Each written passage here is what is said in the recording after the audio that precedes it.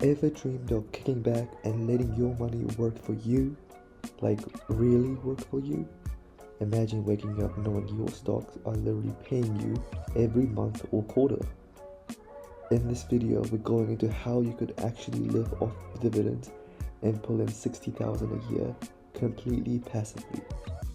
We'll break it down step by step, how much you'll need, what kind of stocks that'll pay the dividends, real world examples, strategies, risks, and even how taxes will play a part into it.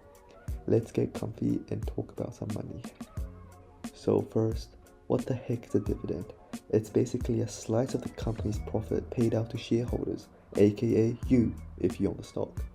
Most companies pay dividends quarterly, and it's kind of like getting a little thank you check just for holding the shares. The key number to note is the dividend yield. That's the percentage of a company's stock price that it pays out annually. For example, if a stock is $100 and it pays a $5 dividend each year, the yield is 5%. Pretty simple, right? Let's do some quick math. If you want $60,000 in passive dividend income per year, how big does your portfolio need to be? Well, that depends on the average yield. Here's the breakdown. 2% yield, 3 million. 3% yield, 2 million. 4% yield, around 1.5. And 6% yield, just only 1 million. So the higher the yield, the less capital you'll need. But remember, high yields can come with higher risks. It's all about finding the right balance. Let's look at some real companies paying dividends right now. Johnson & Johnson with a ticker symbol J&J, a total healthcare beast, and a dividend king, meaning they've raised their dividends for 50 years consecutively, and the current yield being around 3.3%. Coca-Cola, a classic stable pick, yield of around 2.9%. Realty Income, this one's really cool because it pays monthly. It's a real estate trust and yields around 5.8%. Enterprise Products Partners, an energy MLP with a fat yield of 7.1%. AT&T, even after some drama and cuts, it's still yielding 6% plus. These examples span across sectors: healthcare, consumer goods, real estate, energy, and telecom. So you've got a mix of stable blue chips and higher yield plays. Alright, let's talk strategies. How do you build a dividend income machine? Here are some approaches people use. So firstly, we start with blue chips and dividend aristocrats. These are big, reliable companies with a track record of increasing dividends every year. Think Coca-Cola, J&J, Procter & Gamble. Yields are modest, 2 to 4%, but super steady. Next, we look at dividend ETFs. This is my favorite. If you don't want to pick individual stocks, go for ETFs like the VYN, the Vanguard High Dividend Yield, or SCHD, which is my biggest holding in my portfolio. These hold a basket of dividend payers and yield around 3 to 4%. Super easy diversification. REITs and utilities. REITs, also known as real estate investment trusts, like Realty Income from before, and utilities often yield 4 to 6% and pay consistently, but they can be more sensitive to interest rates and economic shifts.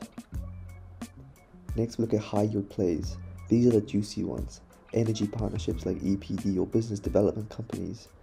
Yields can hit 7 to 9%, but they can be risky and come with tax quirks. But make sure to mix it up. A common strategy is go 50-50, half in stable dividend growth and half in higher yields. Or just decide your risk tolerance and invest that way. This gives you income and growth potential to your liking. Just don't put all of your dividend eggs in one basket. Diversify across industries: healthcare, energy, tech, and real estate. That way, if one area struggles, your income will not vanish. Also, always check dividend safety. Look at the payout ratio. How much of a company's earnings go to dividends? A healthy payout is usually under 70%. And check the company's debt and cash flow. No one wants a surprise dividend cut. Okay, quick word about taxes. First, we look at qualified dividends. For most US companies are taxed at a long-term capital gains rate, 0, 15, or 20% depending on your income. Otherwise, the non-qualified dividends, like those from REITs and MLPs, are taxed at your regular income rate. But here's a sweet trick. Hold high tax assets in tax advantage accounts like the Roth IRA, 401ks and Kiwi Savers for my New Zealand viewers to soften the tax blow. When you're still building your portfolio, reinvest those dividends. It's one of the easiest ways to compound wealth. Studies show reinvested dividends account for up to a third of long-term stock returns. But when you're ready to live off them, start taking those payouts as cash. That's your new paycheck. Just keep an eye on your portfolio so it doesn't shrink over time. But make sure not to forget about inflation. If you're pulling in 60k a year, but inflation is 3% a year, your buying power drops a little every year. That's why it's key to invest some companies that raise their dividends over time. It helps your income keep up with the rising costs. Living off dividends is a totally real and achievable goal, but it does take planning.